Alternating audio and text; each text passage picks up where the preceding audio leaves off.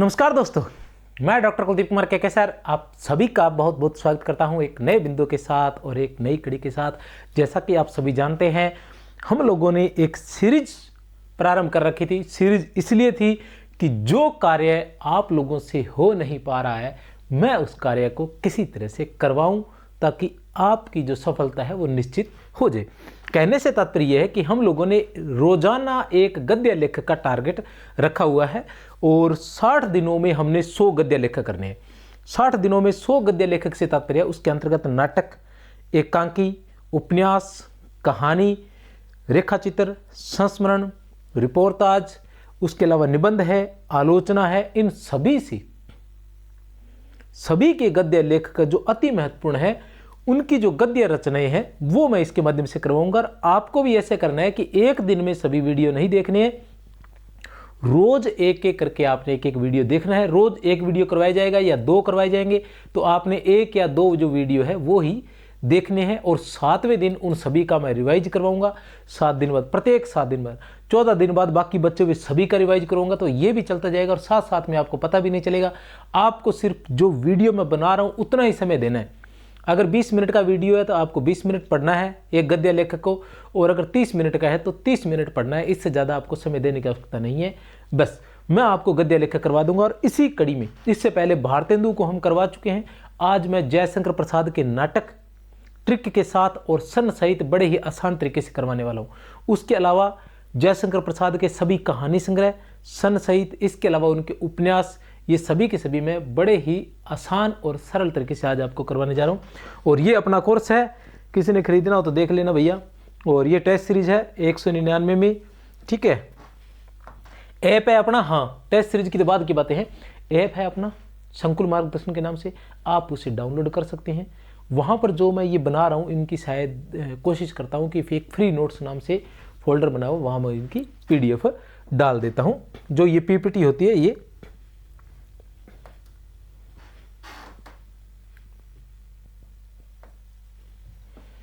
जयशंकर प्रसाद, छायावाद के प्रमुख कवि थे जयशंकर प्रसाद।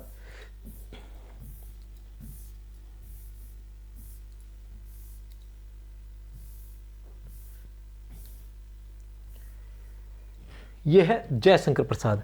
तो जयशंकर प्रसाद की बात करते हैं। इनकी एक छोटी सी ट्रिक मैं आपको बता दूं।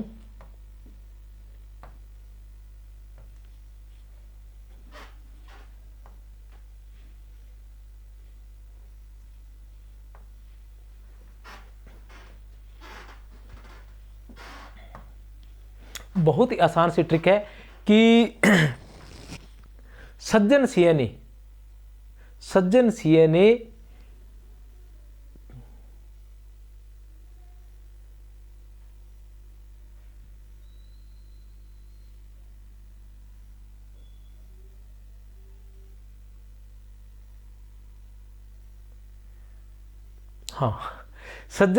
कल्याणी से परिणय कर करुणालय दिखाते हुए, सज्जन सिंह ने कल्याणी से परिणय कर करुणालय दिखाते हुए प्रायश्चित किया। सबसे पहले अपने क्या लिखेंगे? सबसे पहले तो अपने ये लिख लेते हैं कि प्रसाद के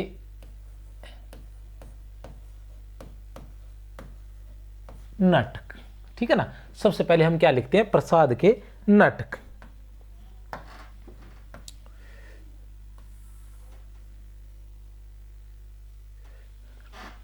अब हम चलते हैं आगे। अब हम लिखते हैं ट्रिक।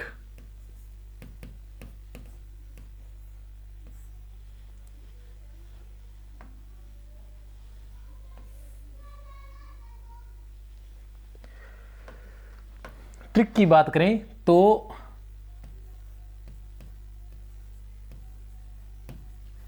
सज्जन सिंह ने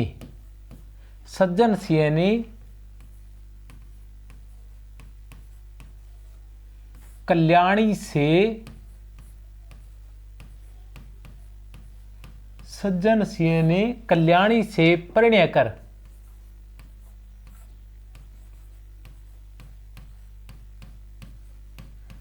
करुणालय दिखाते हुए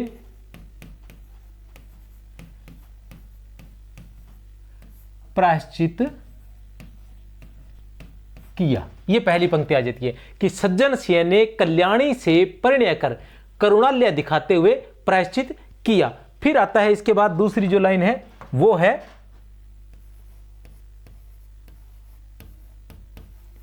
राज्यश्री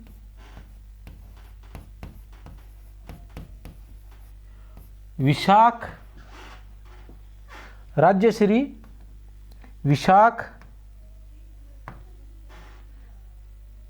व अजात शत्रु ने, राज्यश्री विशाख व अजात शत्रु ने जन्मे जय के नाग यज्ञ में, जन्मे जय के नाग यज्ञ की कामना की। ठीक है ना, राज्यश्री विशाख व अजात शत्रु ने जन्मे जय के नाग यज्ञ की कामना की। अच्छे से बताऊंगा, सन भी बताऊंगा बड़ी आसान तरीके से, एक बार मुझे ट्रिक लिख लेने दीजिए। उसके बाद आता है स्कंदगुप्त ने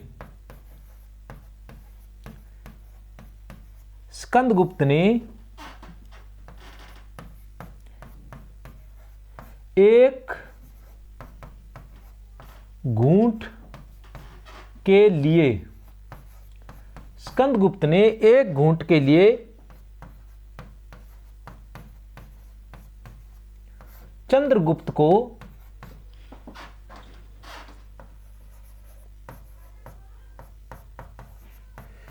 ध्रुव स्वामिनी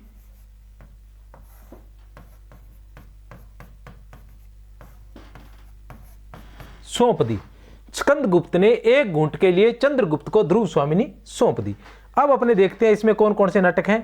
पहले नंबर पर हमारे पास नाटक आता है सज्जन, ठीक है ना। फिर आता है कल्याणी परिणय, यह कल्याणी से परिणय नहीं है, यह कल्याणी परिणय है, ठीक है ना, इतना से याद रख लेना। फिर आता है हमारे पास करुणालय, ठीक है। फिर आता है हमारे पास प्रायश्चित, फिर आता है हमारे पास राज्यश्री, फिर आता है हमारे पास विशाख, फिर आता है हमारे पास अजात शत्रु, फिर आता है हमारे पास जन्मेजय का नाग यज्ञ, ठीक है ना। फिर आता है हमारे पास कामना, फिर आता है हमारे पास स्कंदगुप्त, फिर आता है हमारे पास एक घूंट, फिर आता है हमारे पास चंद्रगुप्त, फिर आता है हमारे पास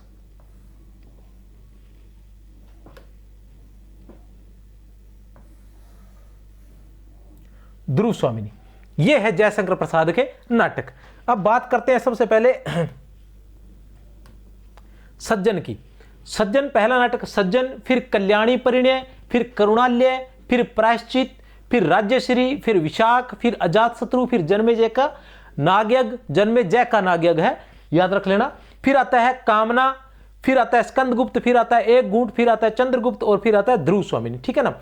सज्जन सिंह ने कल्याणी से परिणय कर, सज्जन सिंह ने कल्याणी से परिणय कर करुणालय दिखाते हुए प्रायश्चित किया। राज्यश्री विशाख व अजात शत्रु ने, राज्यश्री विशाख व अजात शत्रु ने जन्मेजय के नागयज्ञ की कामना की। स्कंदगुप्त ने एक घूंट के लिए, स्कंदगुप्त ने एक घूंट के लिए चंद्रगुप्त को ध्रुव स्वामिनी सौंप दी। अब इनके सन की बात करते हैं तो यह है 1911 ईस्वी में, यह है 1912 ईस्वी में, यह है 1913 ईस्वी में।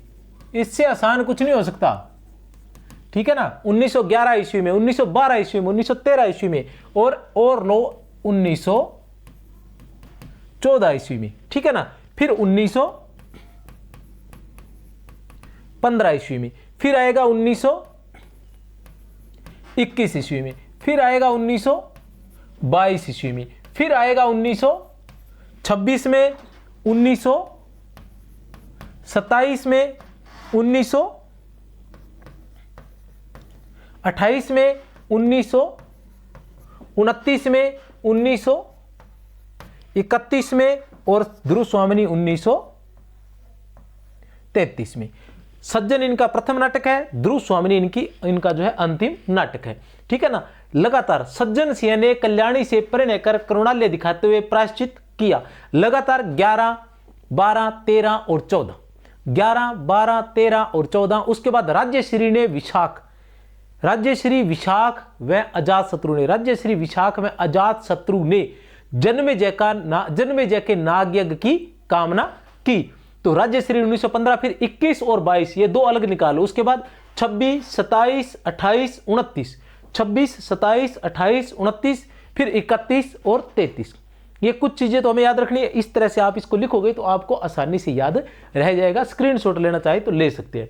सज्जन जो नाटक है, जयशंकर प्रसाद का प्रथम नाटक है। सज्जन जो नाटक है ये किस में प्रकाशित हुआ था? ये इंदु में प्रकाशित हुआ था। और कब प्रकाशित हुआ था इसके बारे में थोड़ी सी जानकारी और दे दूं आपको कि ये कब प्रकाशित हुआ था, किस में प्रकाशित हुआ था? इंदु में। कब हुआ था? 1910-11 में इंदु पत्रिका में प्रकाशित हुआ था। इंदु पत्रिका कौन प्रकाशित करते थे? जो हम छायावाद के अंतर्गत पढ़ते हैं कि जयशंकर प्रसाद के भांजे थे अंबिका प्रसाद गुप्त। जयशंकर प्रसाद के भांजे थे अंबिका प्रसाद गुप्त, उनकी ये पत्रिका थी। उसी में इनकी अधिकतर कहानियां प्रकाशित होती थी और ये सज्जन नाटक जो है वो भी उसी में ही प्रकाशित हुआ था। फिर आता है कल्याणी परिणय। कल्याणी परिणय की हम बात करते हैं तो ये जो है 1912 में ही किससे? नागरी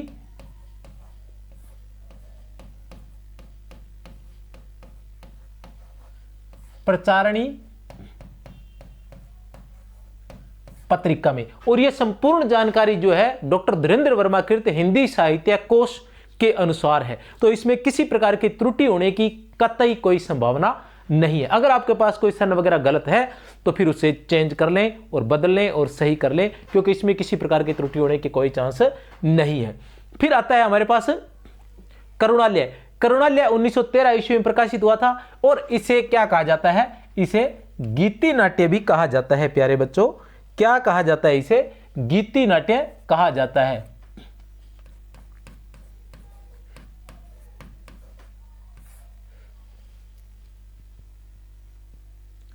करुणालय इसे प्रथम गीति नाट्य भी कहा जाता है। तो इसको काव्य के अंतर्गत भी हम पढ़ते हैं। जब काव्य पढ़ते हैं तब भी हम इसको पढ़ते हैं।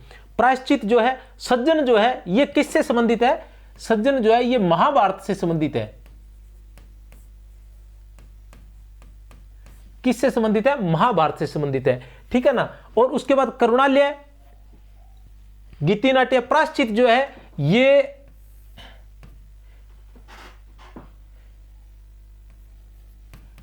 पृथ्वीराज चौहान व जयचंद से, ठीक है ना, जयचंद का इसके बारे में बताया प्रायश्चित में किस तरह से जयचंद जो है वो प्रायश्चित करता है। इसमें किसके बारे में? जयचंद के बारे में। और यह भी किस में प्रकाशित हुआ था? प्रायश्चित भी किस में प्रकाशित हुआ था? यह भी इंदु में ही प्रकाशित हुआ था। उसके बाद राज्यश्री आता है। राज्यश्री के बाद विशाख, विशाख के बाद अजातशत्रु, जन्मेजय का नागयज्ञ। जन्मेजय के नागयज्ञ में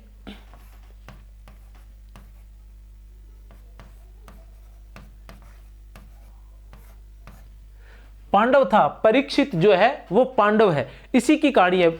जन्मेजय के नागयज्ञ में परीक्षित है जो पांडव था, पांडवों का वंशज था। उसी के बारे में कहा गया कि किस प्रकार उसने क्या किया था कि जन्मेजय का नागयज्ञ इसमें क्या था कि इसके जो पिता थे जन्मेजय, परीक्षित से उनके पिता थे जन्मेजय। ठीक है ना। तो जन्मेजय जो थे उनको क्या हुआ? हाँ, जन्मेजय को नाग ने डस लिया था। तो परीक्षित ने क्या किया था कि सभी नागवंश को समाप्त करने का प्रण लिया था और सभी नागवंश को उसने एक हवन किया था। और उस हवन में ऐसा हुआ कि सभी नाग जो है, जितने भी नाग थे वो सभी वहां आने लग गए और उनको उठा उठाकर उस आग में डाला जाने लगा। मतलब बहुत ही भयंकर एक प्रकार का आप संहार कह सकते हैं कि बहुत बड़ी संख्या के अंदर नागों को, या आप उसको नरसंहार भी कह सकते हैं, क्योंकि नागों का उस तरह से मनुष्य रूप में ही दिखाया गया उसमें। ठीक है ना। फिर कामना आता है, स्कंदगुप्त है, एक गुंटा है। एक गुंटा जो ये प्रथम एकांकी भी मानी जाती है कुछ रचनाकारों के अनुसार। ठीक है ना। इसका कुछ किताबों में सन 1930 भी दिया गया है, ध्यान रख लेना, लेकिन ये 1929 ही है। चंद्रगुप्त का 1931 ईस्वी है, ध्रुव स्वामिनी 1933 ईस्वी। ये है जयशंकर प्रसाद का नाटक, चाहे तो आप स्क्रीनशॉट ले सकते हैं।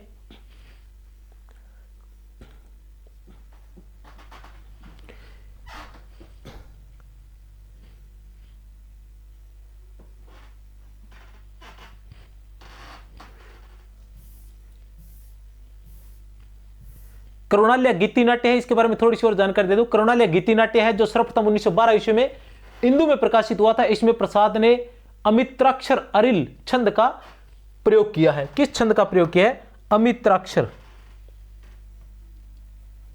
अमित्राक्षर,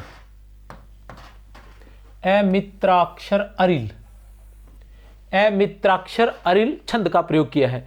राजेंद्रनाथ क्या बोलते हैं? अगर फिल्में 10-20 साल बाद शुरू होती और पारसी थिएटर जिंदा रहता तो प्रसाद के नाटक अवश्य खेले जाते।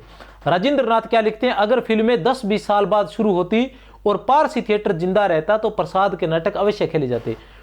बंसी कौल क्या लिखते हैं? मैं प्रसाद के नाटकों में पारसी शैली में पर्दों के साथ खेलना चाहता हूं। बंसी कौल, यह कथन बहुत ही महत्वपूर्ण है क्योंकि ये जो मतलब निर्देशक कह सकते हैं इनको, या आलोचक भी कह सकते हैं, इब्राहिम अलका जयशंकर प्रसाद विशिष्ट शिक्षित समुदाय के रचनाकार है। जयशंकर प्रसाद जो है वो विशिष्ट शिक्षित समुदाय के रचनाकार हैं। सत्येंद्र तनेजा क्या कहते हैं कि प्रसाद के नाटकों में आंतरिक शक्ति है। प्रसाद के नाटकों में आंतरिक शक्ति है, उनमें जीवन और जगत की गहरी पकड़ है, उनमें इतिहास, संस्कृति और दर्शन का संगम है। जयशंकर प्रसाद के प्रथम नाटक सज्जन का कथानक महाभारत से लिया गया है। जयशंकर प्रसाद का चंद्रगुप्त नाटक पहले 1912 ईस्वी में कल्याणी परिणय नाम से नागरिक प्रचारणी पत्रिका में प्रकाशित हुआ था। जो चंद्रगुप्त है ये 2 बार प्रकाशित हुआ था। 1912 में तो कल्याणी परिणय नाम से नागरिक प्रचारणी में प्रकाशित हुआ था, कल्याणी परिणय नाम से 1912 में, वो हम पढ़ के आ चुके हैं, ठीक है ना। और चंद्रगुप्त नाम से 1931 में प्रकाशित हुआ था। और उसके बाद काफी समय बाद ये अभिनय चंद्रगुप्त नाम से भी प्रकाशित हुआ था क्योंकि चंद्रगुप्त का अभिनय करना इतना आसान नहीं था। जयशंकर प्रसाद का चंद्रगुप्त 1931 ईस्वी नाटक 1977 ईस्वी में, कब? 1977 ईस्वी में, कब? 1977 ईस्वी में अभिनय चंद्रगुप्त नाम से प्रकाशित हुआ था। तो जो चंद्रगुप्त है ये, ठीक है ना, कल्याणी परिणय,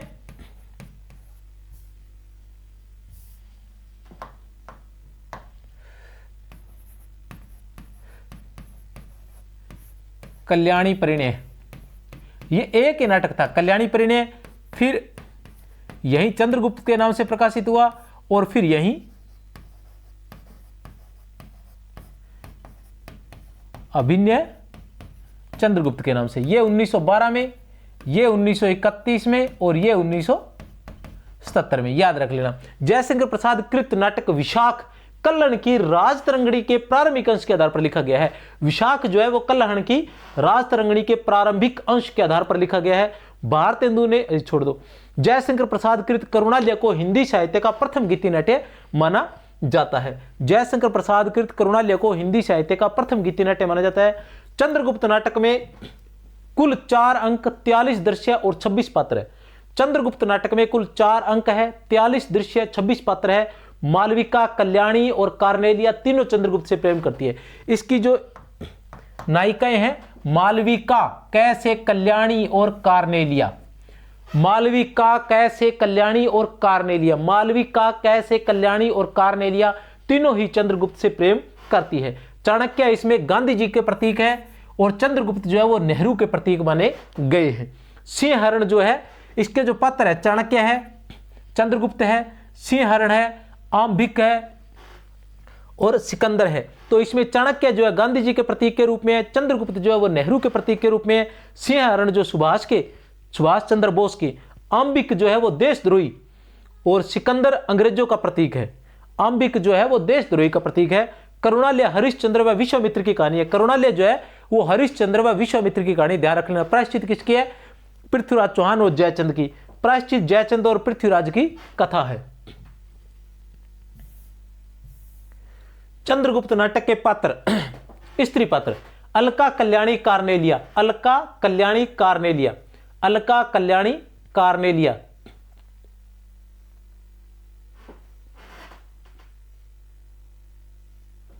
एक और आ गया, पहले हम पढ़ चुके हैं उसको, क्या नाम था? मालविका।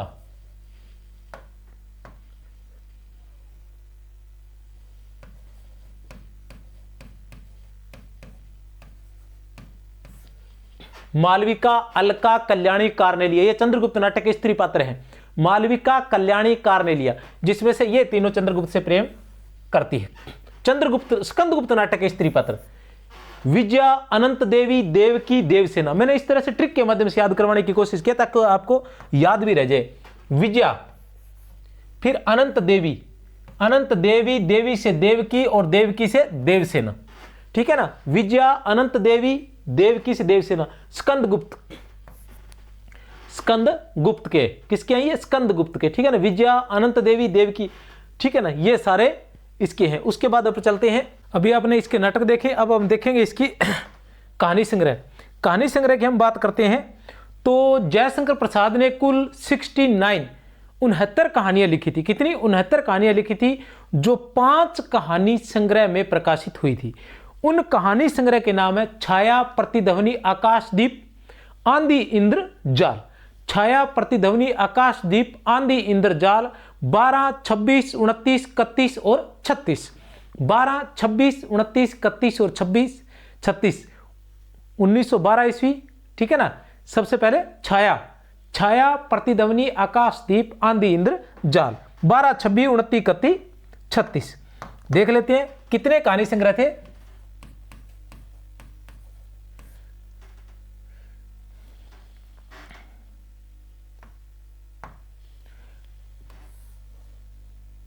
प्रसाद, जयशंकर प्रसाद, सभी टॉपिक जो है इसी तरह से ट्रिक के माध्यम से प्रत्येक गद्य की, चाहे वो नाटक है, चाहे वो निबंध है, चाहे वो रेखाचित्र है, चाहे वो संस्मरण है, चाहे वो कहानियां हैं, किसी भी तरह की, चाहे वो उपन्यास है, सभी पर लगभग जो महत्वपूर्ण उनके बारे में विशेष जानकारी।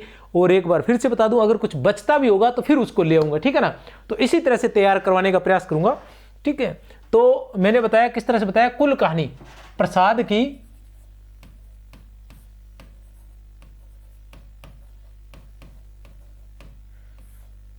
कुल कहानियां कितनी है? कुल कहानियों की हम बात करते हैं तो कुल कहानियां हैं 69 इनकी कहानियां मानी जाती है। कुल कहानियां कितनी मानी जाती है? 69 कहानियां मानी जाती है, ठीक है ना।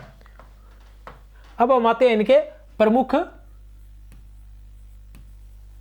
कहानी संग्रह। प्रमुख कहानी संग्रह। आपको कुछ नहीं करना है, कुछ भी नहीं करना है, सिर्फ और सिर्फ मेरी वीडियो देखनी है और आपको पता ही नहीं चलेगा। बस रोज का 1 या 2 लेखक आएंगे, उन 2 लेखक की 20 या 25 मिनट की वीडियो होगी। 15 से लेकर 25 मिनट के बीच में एक वीडियो होगी। बस वो 15 से लेकर 25 मिनट की वीडियो देखनी है आपने रोज की, ठीक है ना। रोजाना एक बार अच्छे से देख लेना बस। इसी तरह से 2 महीने के अंदर आपको पता चलेगा कि अधिकतर उपन्यासकार, अधिकतर नाटककार सभी आपको याद हो गए। मेरा जो याद करवाने का तरीका रहेगा कि 7 दिन बाद रिवाइज कराऊंगा, और जब 14 दिन बाद बाकी के जो पिछले 14 दिनों में जो किया वो सब का सब रिवाइज कराऊंगा। 21 दिन में पिछला सारा रिवाइज करवाऊंगा, और उसके बाद महीने के बाद पीछे जो जितना भी है, एक क्लास जो रहेगी वो पिछले सभी का रिवाइज रहेगी। इस तरह से प्रत्येक संडे को ये काम भी आपके हिस्से का मैं ही करवा दूंगा आपको, ठीक है ना। अब आते हैं कहानी संग्रह। कहानी संग्रह की बात करें तो कुल कितने कहानी संग्रह थे? 5 कहानी संग्रह। पहला इनका कहानी संग्रह, पहले कहानी संग्रह की बात करें तो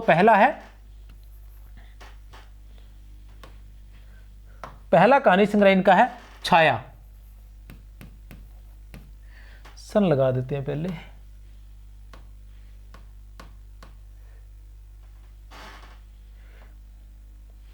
पहला कहानी संग्रह इनका है छाया। दूसरा है छाया, प्रतिध्वनि।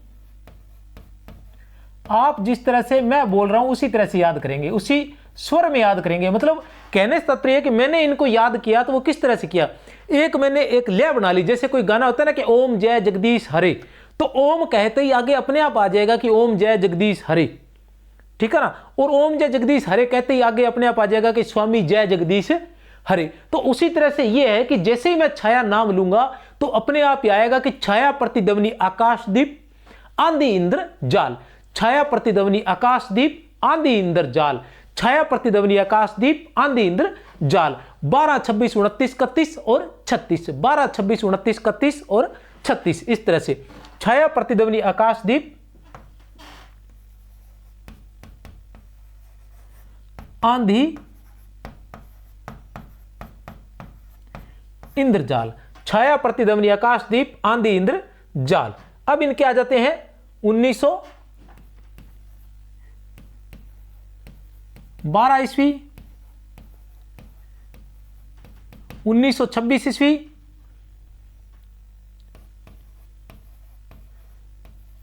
1929 ईस्वी, 1931 ईस्वी और 1936 ईस्वी।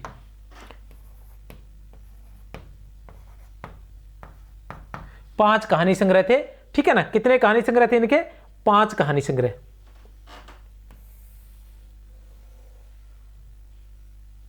ये हो गए इनके 5 कहानी संग्रह। कितने कहानी संग्रह हो गए इनके? 5 कहानी संग्रह, ठीक है ना। अब इनकी जो प्रमुख कहानियां हैं, क्या देखते हैं? प्रमुख कहानियां। वैसे तो कहानियों का कोई अंत नहीं है, आप वैसे भी याद कर सकते हैं। कुछ कहानियां जो है वो मुझे याद है, वो मैं आपको करवा देता हूं, ठीक है ना। अक्सर इधर उधर पूछी जाती है या ध्यान में रहती है, तो वो मैं आपको बता दूं।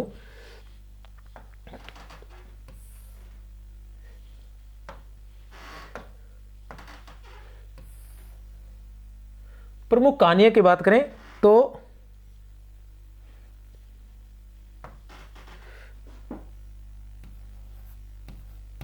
पुरस्कार ममता देवव्रत, पुरस्कार ममता देवव्रत, बेड़ी सालवती गुंडा, ठीक है ना। पुरस्कार ममता देवव्रत बेड़ी सालवती गुंडा, पुरस्कार ममता देवव्रत बेड़ी सालवती गुंडा, ये इनकी प्रमुख कहानियां हैं। 1 2 3 4 5 6 ऐसे टुकड़ों में थोड़ा थोड़ा करके ही आप जीत जाओगे। हाँ, जीत ही जाओगे, ठीक है, कोई समस्या नहीं है। जीतोगे, 100% जीतोगे, कोई नहीं रोक सकता आपको। जीत आपकी पक्की है।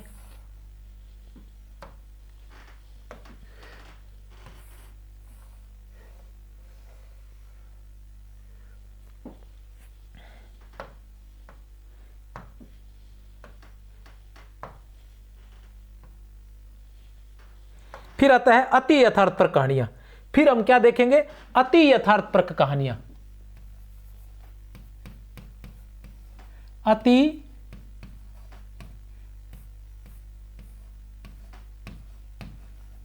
यथार्थपरक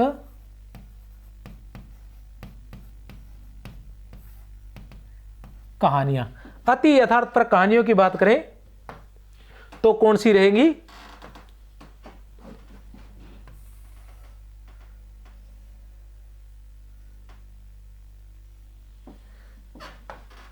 ये जरूर याद रख लेना, और कोई रखो न रखो। ये कहानियां हैं नीरा, मदुआ, छोटा जादूगर और गुंडा। ये इनकी अति यथार्थपरक कहानियां हैं। ये कौन सी कहानी है? ये कहानियां इनकी अति यथार्थपरक कहानियां है।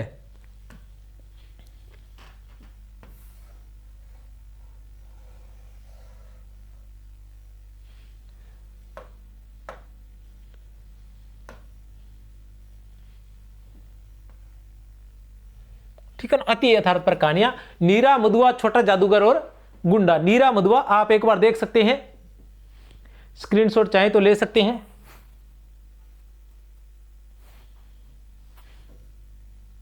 अच्छा, आ रहेगा? हाँ, ठीक है ठीक है ठीक है।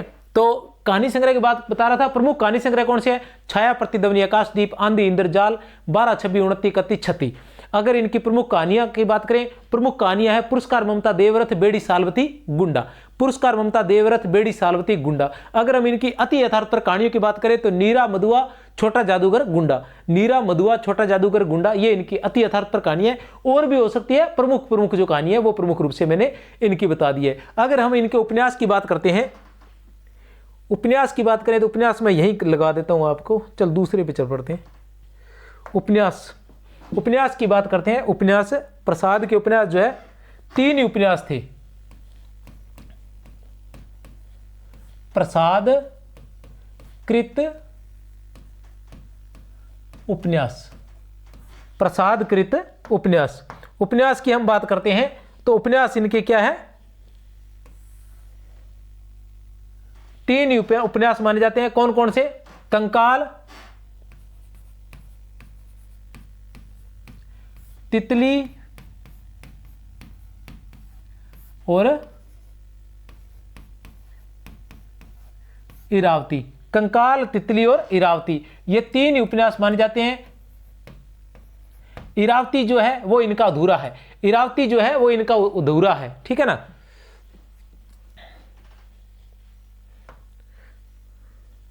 कंकाल जो है वो 1929 ईस्वी में लिखा गया था, और तितली की बात करें तो 1934 ईस्वी में, और ये भी 1934 ईस्वी में। इरावती जो है वो इनका अधूरा उपन्यास माना जाता है। इरावती जो है वो इनका क्या है, अधूरा उपन्यास माना जाता है। कंकाल, तितली, इरावती। कंकाल 29, 34, 39, हाँ ठीक है, 34 ने, इरावती सॉरी 39 है। 29, 34 और 39 इरावती जो इनका अधूरा उपन्यास माना जाता है। कंकाल, तितली और इरावती। तो ये इनके उपन्यास के बारे में बता दिया। और नाटक के बारे में एक बार फिर से रिवाइज करवा देता हूं कि सज्जन सिंह ने कल्याणी से परिणय कर करुणालय दिखाते हुए प्रायश्चित किया। सज्जन सिंह ने कल्याणी से परिणय कर करुणालय दिखाते हुए प्रायश्चित किया।